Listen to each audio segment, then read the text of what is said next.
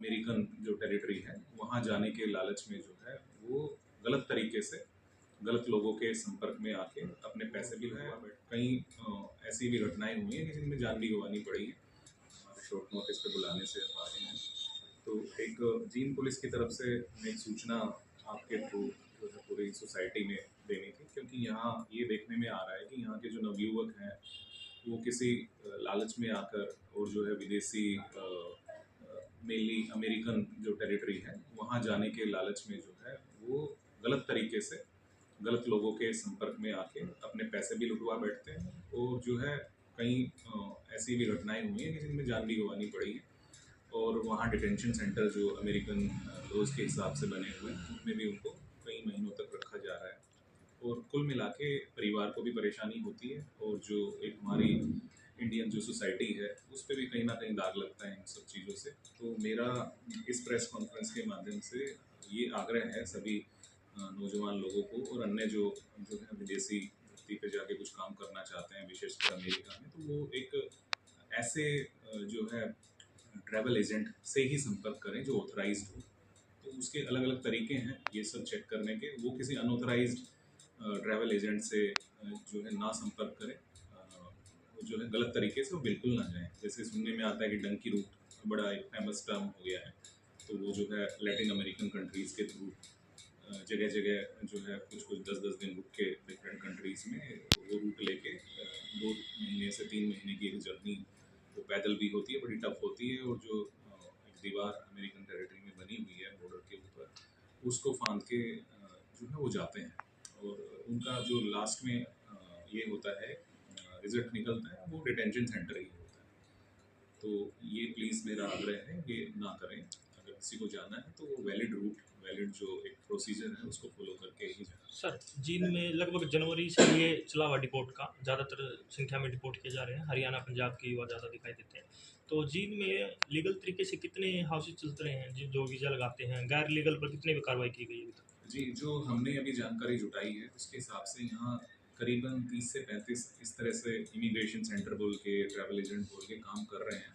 उनमें से जो ऑथराइज्ड है वो हमारी जानकारी के हिसाब से 2 ही हैं जिनको गवर्नमेंट अप्रूवल मिला हुआ है। जो बाकी हैं हम समय समय पर, क्योंकि ये मुद्दा उठ रहा है कि इलीगल डिटेंशन अमेरिकन टेरिटरी में हो रही है, उनके साथ कुछ टॉर्चर भी हो रहा है हमारे सिटीजन्स के साथ में, तो इसकी गंभीरता को लेते हुए हमने उसकी समय समय पर जांच भी करवा रहे हैं। लेकिन अधिकतर में ये जानने को मिलता है कि वो अपना दूसरे कामों में लग गए हैं, उन्होंने अपने वो इमिग्रेशन सेंटर बंद कर दिए। एसपी साहब, जब भी कोई नागरिक बाहर से बाहर जाता है उसकी बाकायदा पुलिस वेरिफिकेशन होती है।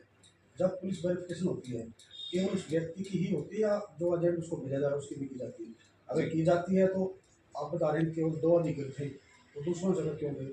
जी, इसमें मेरा ये कहना है कि इस पूरी प्रोसीजर में कुछ लैप्सेस हमें नज़र आए हैं। तो डेफिनेटली जो आप एंगल एक बोल रहे हैं ट्रैवल एजेंट को भी साथ में इसमें वेरीफाई करने का, उसमें जो लैप्सेस हैं वो हम कवर अप करेंगे।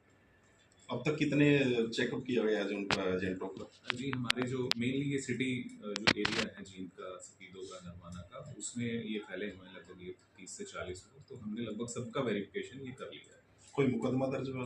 मुकदमा जो कंप्लेंट्स थी उनके बेस पे दर्ज हो रखे, करीबन 10 मुकदमे इसमें दर्ज हैं। गिरफ्तारी भी हुई के बेसिस पे कोई गिरफ्तारी भी हुई सर? हाँ, बिल्कुल गिरफ्तारी भी हुई है, कुछ में कुछ पैसों की रिकवरी भी हुई है। इसमें मैं ये बताना चाहूँगा कि मेनली क्या होता है कि जब भी इस तरह के डंकी रूट से जाने के लिए ये लोग संपर्क करते हैं तो कोई ऑथराइज्ड जो ये होता है एजेंट होता है, सपोज उसकी फीस जो है 20 लाख है ऑथराइज्ड, दूसरा जो है हो सकता है उसको 15 लाख में। तो उन सब लालच में आके वो गलत तरीके से वो फिर उनकी फाइनेंशियल ट्रांजेक्शंस की जो फोर्स्ड डॉक्यूमेंट या जो एकेडमिक्स के डॉक्यूमेंट्स हैं वो भी बना देते हैं। तो मतलब कुल मिला के गलत तरीके से वो भेज देते हैं, तो उसमें हम ना पड़े। क्या पुलिस के पास ऐसा कोई डाटा है, खासकर जिला पुलिस के पास, कि जिले से कितने लोग विदेशों में गए, कितने उनमें से अधिकृत हैं और कितने अनधिकृत से गए?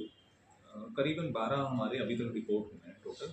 तो जो एग्जैक्ट नंबर आप जानना चाह रहे हैं कि जो ऑथराइज्ड रूप से गए हैं वो फिलहाल राइट नाउ मेरे पास नहीं है, बट ये हम अवेलेबल करा सकते सर, कोई आपराधिक मामला जुड़ा हुआ है किसी के साथ जो रिपोर्ट किए गए हैं? अभी 3 जो आए हैं। नहीं, इन तीनों में अगर विशेषकर ये जो पिछला 26 तारीख को 3 लोग आए हैं, तो आपराधिक मामला तो इनमें हमारे जिले में से नहीं है, लेकिन हरियाणा के अन्य हिस्से में कुछ लोग ऐसे हैं जिनके साथ में ऐसा नहीं है। जैसे अमेरिका डिपोर्ट कर रही है, जैसे इंडिया में बांग्लादेशी का मुद्दा बार बार चलता है, बांग्लादेशियों को जैसे जीन से कोई चिन्हित किया गया है कि कितने लोग यहाँ पर? अभी अभी इस वर्ष में तो ऐसा नहीं हो पाया है।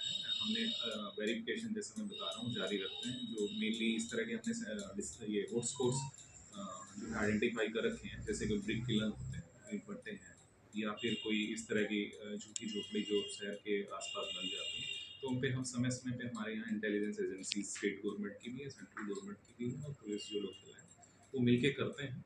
और अभी तक पिछले जो है 6 महीने में तो इस तरह का कोई हमें नहीं व्यक्त हुआ। सर जिन के गांव में डंकी रूप ट्रेंड बनता जा रहा है, उसको रोकने के लिए जिन पुलिस किस तरीके के प्रयास कर रही है? जी बिल्कुल, ये सही कह रहे हैं आप, इसमें एक इजाफा नज़र आ रहा है। तो उसमें जैसे अभी हम ये प्रेस वार्ता कर रहे हैं, तो ये परसुएशन के एक अवेयरनेस के थ्रू ही मुझे लगता है एक ज़्यादा कारगर हो सकता है। बाकी पेरेंट्स से भी मेरा आग्रह रहेगा कि वो पेरेंट्स को भी यहाँ काफ़ी नॉलेज है डंकी रूट के बारे में।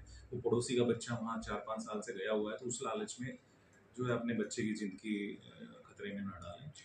डंकी रूट 3 लड़के गए थे सर, उनके पेरेंट्स अभी डिप्रेशन में हैं। उनका कहना कि कार्रवाई होगी या नहीं होगी, अगर पुलिस के पास आते तो कार्रवाई होगी। नहीं, जैसे 26 तारीख को जैसे ही आए हैं मेरी तरफ से तो कंसर्न एसएचओज को, और एक हमने हमारे जो सीआईए जुलाना है उनको इसमें एक नोडल बनाया है इन तीनों लोगों के लिए। तो जैसे ही इनकी हमें कंप्लेन मिलती है, हम इसमें रजिस्ट्रेशन थ्रू प्रॉपर चैनल करेंगे, इनकी जांच करके डेफिनेटली जो कानूनन कर पाएंगे।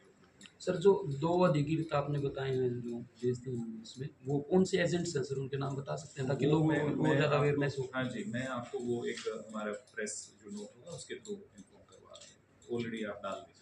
सर डंकी रूट के रास्ते जो ग्रामीण इलाकों के बच्चे हैं वो ज़्यादा जाते हैं, कोई इस तरह कोई गांव के अंदर कोई मुनादी अगर कराई जाएगी इसको जागरूकता के लिए? बिल्कुल, ये भी जैसे मैंने कहा है अवेयरनेस के लिए हम करा सकते हैं। ये डेफिनेटली एक अच्छा सजेशन है, डीसी साहब से चर्चा करके हम कराएंगे। और जहाँ तक पुलिस की बात है, 112 व्हीकल्स हैं, उनसे भी हम ये सब करवाएंगे। ठीक।